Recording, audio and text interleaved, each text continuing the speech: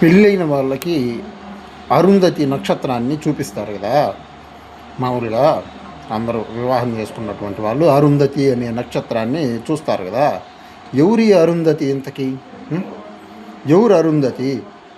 గతంలో పుస్తకాలు రాసుకున్నారు.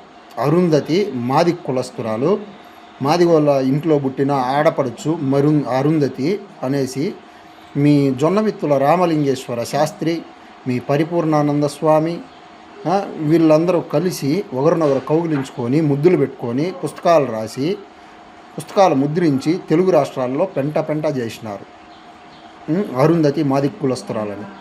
అప్పుడు మేము చెప్పినాము, అరుంధతి బ్రాహ్మణ స్త్రీ, కర్దమ ప్రజాపతి కూతురు అరుంధతి, దేవహూతికి కర్దమ ప్రజాపతికి జన్మించినటువంటి సంతానము ఆమె అరుంధతి అనేసి అప్పుడు చెప్తే మమ్మల్ని పచ్చి బూతులు తిట్టినారు. కామెంట్స్ రాసినారు మా మీద బూతులు తిడుతూ మా గురించి ఎట్లాంటి పోస్టులు ఎంత అవమానకరంగా రాసుకున్నారంటే అట్లంతా చేసినారు. మళ్ళీ ఈ దర్శనం శర్మ మొన్న ఈ మధ్య ఛానల్లో ఒకతను వాళ్ళ స్మార్తుడే అడ్డబొట్లు పెట్టుకొని వచ్చి ఒకతను ప్రవచనం చెప్తూ ఉన్నాడు. హరికథా కాలక్షేపం ఏదేదో చెప్పుకుంటూ ఉన్నారు. అప్పుడు దీంట్లో మళ్ళీ వీళ్ళు అరుంధతి మాలకులస్తురాలు కాదు, మాలకులంలో జన్మించలేదు,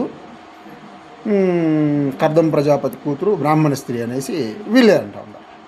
అంటే వీళ్ళు తిమ్మిని బమ్మిని చేసినా, బమ్మిని తిమ్మిని చేసినా, వీళ్ళు ఎట్లా మాట్లాడినా మనం జనాలు సర్వసామాన్య ప్రజలు తలలు ఊపాలి గొర్రెల్లాగా.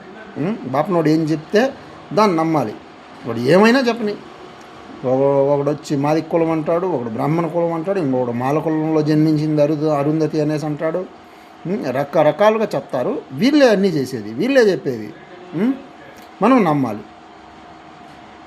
వాళ్ళని తిరిగి ప్రశ్నించకూడదు. ప్రశ్నిస్తే బూతులు తిడతారు.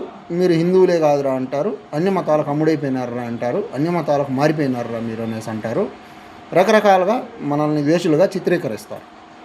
ఇదే ఈ బాపనోళ్ళు బ్రాహ్మణులు అని చెప్పుకుంటూ ఉండారు. ఈ బాపనోళ్ళు వాళ్ళ యొక్క బుద్ధి, దుర్బుద్ధి